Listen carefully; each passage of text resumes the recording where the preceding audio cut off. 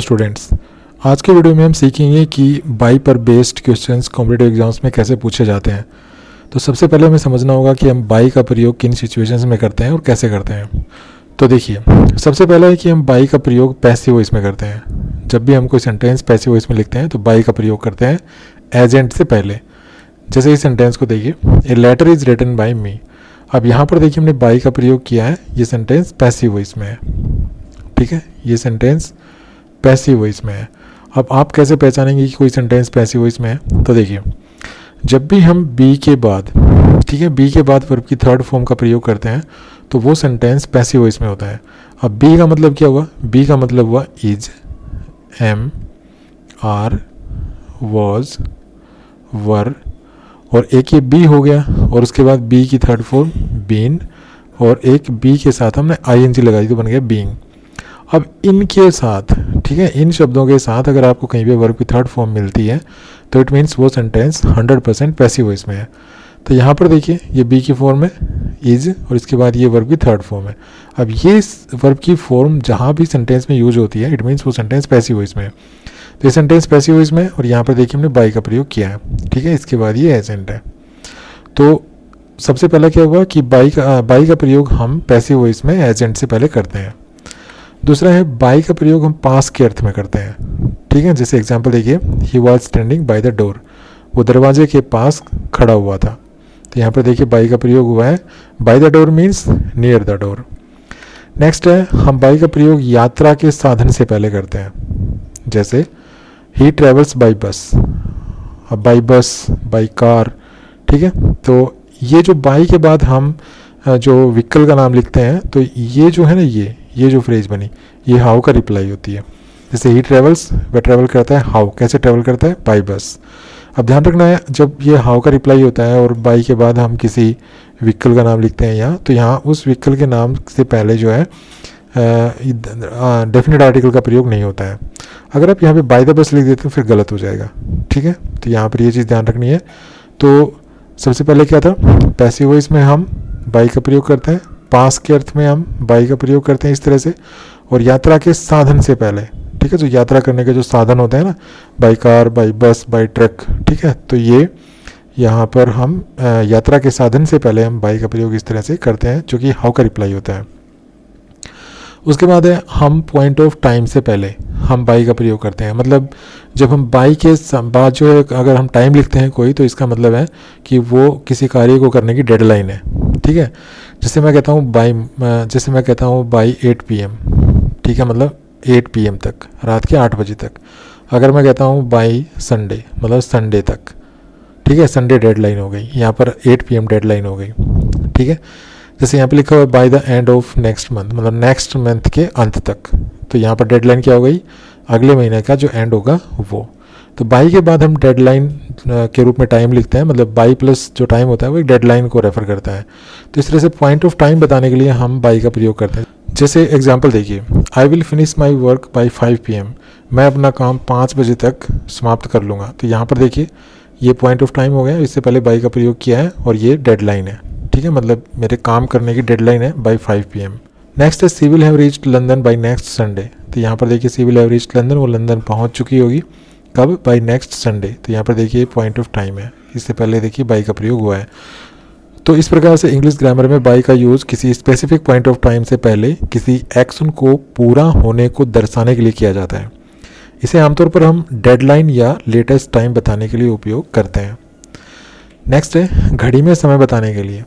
जब भी हम घड़ी का समय बताते हैं तो फिर हम वहाँ पर बाई यूज करते हैं। बाई के बाद हम योर वॉच लिखते हैं। जैसे एग्जांपल देखिए, it is 10 o'clock by my watch, मेरी घड़ी में 10 बजे हैं।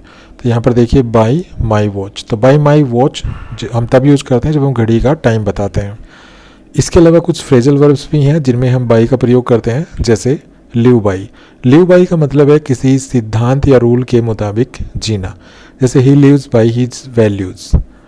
नेक्स्ट है स्टैंड बाई। स्टैंड बाई का मतलब है सपोर्ट करना या किसी के साथ रहना, जैसे she always stands by her friends. Next है गेट बाई। गेट बाई का मतलब है मुश्किल हालात में मैनेज करना, जैसे he doesn't earn much but he gets by. Next है गो बाई। गो बाई का मतलब है किसी नाम या चीज़ से जाना जाना, या वक्त का गुजरना। जैसे एग्जांपल देखिए, he goes by the nickname Rocky, मतलब उसको रॉकी निकनेम से जाना जाता है। गोज़ बाय मतलब किसी नाम से जाना जाना। नेक्स्ट है as time goes by things change, मतलब जैसे जैसे वक्त गुजरता है थिंग्स चेंज, चीज़ें बदलती हैं। नेक्स्ट है अबाइड बाई। अबाइड बाई का मतलब है किसी रूल या लॉ को फॉलो करना। जैसे we must abide by the rules, हमें जो रूल्स हैं उनको अवश्य फॉलो करना चाहिए। तो यहाँ पर आप देख पा रहे हैं सभी जो फ्रेजल वर्ब्स हैं, यहाँ पर देखिए सभी फ्रेजल वर्ब्स हैं, इनमें बाई का प्रयोग हुआ है। तो ऐसे में भी हम बाई का प्रयोग करते हैं। कुछ और फ्रेजल वर्ब्स हैं जैसे कम बाई।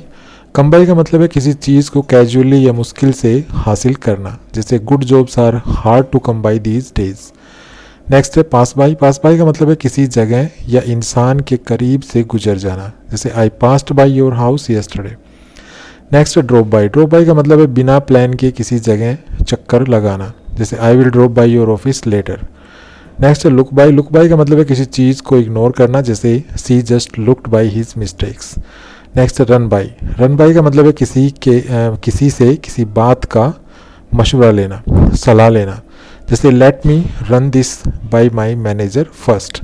तो इस प्रकार से हम इन फ्रेजल वर्ब्स में आप देख पा रहे हैं कि हमने बाई का प्रयोग किया है। तो ये सभी फ्रेजल वर्ब्स आपको तैयार होनी चाहिए जिसमें बाई का प्रयोग हुआ है। और उसके अलावा कुछ बातें मैंने पहले बताई हैं कि भाई हम बाई का प्रयोग कब करते हैं।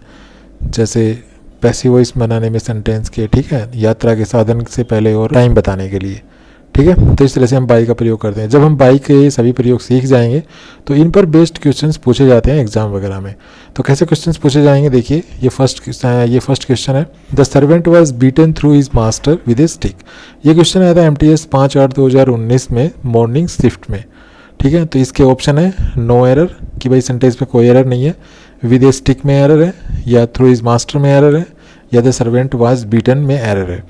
तो यहाँ पर देखिए अगर हम इस सेंटेंस को पढ़ते हैं तो देखिए ये सेंटेंस यहाँ पे पैसिव वॉइस में है। कैसे पैसिव वॉइस में है, कैसे पहचाना हमने, ऐसे पहचाना कि देखिए ये बी की फॉर्म है और यहाँ पर ये वर्ब की थर्ड फॉर्म है, ठीक है। जब ये ऐसा होता है तो वहाँ पर वो सेंटेंस पैसिव वॉइस में होता है। तो पैसिव वॉइस में है तो हम यहाँ पर हम एजेंट से पहले बाई का प्रयोग करेंगे। एजेंट है हिज मास्टर, इससे पहले ये देखिए ये जो थ्रू लिखा हुआ है ये गलत है, इसको हटाएंगे, यहाँ पर हम लिखेंगे बाई हिज मास्टर, ठीक है। तो यहाँ पर हमारा जो एरर है वो कहाँ पे हो गया, थ्रू हिज मास्टर, यहाँ पर ये हमारा आंसर हो जाएगा। नेक्स्ट क्वेश्चन है I will definitely return your notes at Saturday. तो यहाँ पर ये कह रहा है कि I will definitely return your notes, मैं आपके नोट्स जो है ना वो डेफिनेटली रिटर्न कर दूंगा एट सैटरडे। अब एट सैटरडे तो सही नहीं है, ठीक है ना, ये तो पॉइंट ऑफ टाइम है, पॉइंट ऑफ टाइम है, तो यहाँ पर हमें बाई का प्रयोग करना होगा। और यहाँ पर स्पीकर कह रहा है कि I will definitely return your notes by Saturday. Next है the tribe live with different customs. अब यहाँ पर देखिए लिव के साथ विद लिखा हुआ है, ठीक है। तो यहाँ पर मैंने क्या बताया था कि लिव बाई एक फ्रेज होती है, जिसका मतलब होता है, देखिए यहाँ पर मैंने आपको बताया था कि लिव बाई एक फ्रेज होती है, ठीक है। यहाँ पर देखिए लिव बाई एक फ्रेज होती है, इसका मतलब है किसी प्रिंसिपल या रूल के मुताबिक जीना। अब यहाँ पर यही मीनिंग यहाँ पे निकल रहा है, यहाँ पर इस सेंटेंस में यही मीनिंग निकल रहा है। देखिए the tribe live with different customs. जो ट्राइब है मतलब जो कबीला है, जो कबीले के लोग हैं, कबीला है, वो अलग अलग कस्टम्स के साथ जीते हैं। तो यहाँ पर हमें विद की जगह क्या करना होगा, बाई। तो यहाँ पर ये जो सेंटेंस है ना, ये करेक्ट करने के लिए हमें वो जो फ्रेजल वर्ब्स हैं उनके बारे में पता होना चाहिए। नेक्स्ट सेंटेंस है how did you blank this rare book. इसके ऑप्शन है come with, come to, come by और नो इम्प्रूवमेंट। अब यहाँ पर देखिए ये मैंने आपको बताया था कम बाई के बारे में। तो यहाँ पर देखिए कम बाई के बारे में हमने क्या पढ़ा था, कम बाई के बारे में हमने पढ़ा था, देखिए यहाँ पर ये देखिए कम बाई। कम बाई का मतलब है किसी चीज़ को कैजुअली या मुश्किल से हासिल करना। तो यहाँ पर यही मीनिंग यहाँ पे आ रहा है, देखिए यहाँ पर ये मीनिंग आ रहा है how did you blank this rare book. आपको ये पुस्तक जो है वो, मतलब आपको जो ये रेयर बुक है ये कैसे मिली। तो यहाँ पर हम लिखेंगे कम बाई, हमारा करेक्ट आंसर होगा कम बाई। ना तो कम विद होगा, ना कम टू, ना नो इम्प्रूवमेंट तो होगा ही नहीं, क्योंकि यहाँ पर हमें इम्प्रूवमेंट करना पड़ेगा। नेक्स्ट सेंटेंस है the students were punished blank the teacher. यहाँ पर हमें ब्लैंक भरना है और इस ब्लैंक में यूज़ करना है या तो विद या टू या ऑन या बाई। यहाँ पर देखिए ये सेंटेंस, यहाँ पर जो सेंटेंस लिखा हुआ है इसमें देखिए ये बी की फॉर्म है और ये यहाँ पे वर्ब की थर्ड फॉर्म है, ठीक है। ये स्ट्रक्चर जहाँ भी होता है पैसिव वॉइस में सेंटेंस होता है, मैंने आपको बताया था। तो ये सेंटेंस पैसिव वॉइस में है। अब पैसिव वॉइस में है तो एजेंट से पहले हम बाई का यूज़ करेंगे। एजेंट है द टीचर, इससे पहले हम बाई का यूज़ करेंगे, हमारा करेक्ट आंसर हो जाएगा डी। तो कैसा लगा वीडियो, अगर वीडियो अच्छा लगा तो प्लीज़ को लाइक कीजिए, शेयर कीजिए, चैनल को सब्सक्राइब करना ना भूलें। Thanks for watching this video, happy learning, bye bye.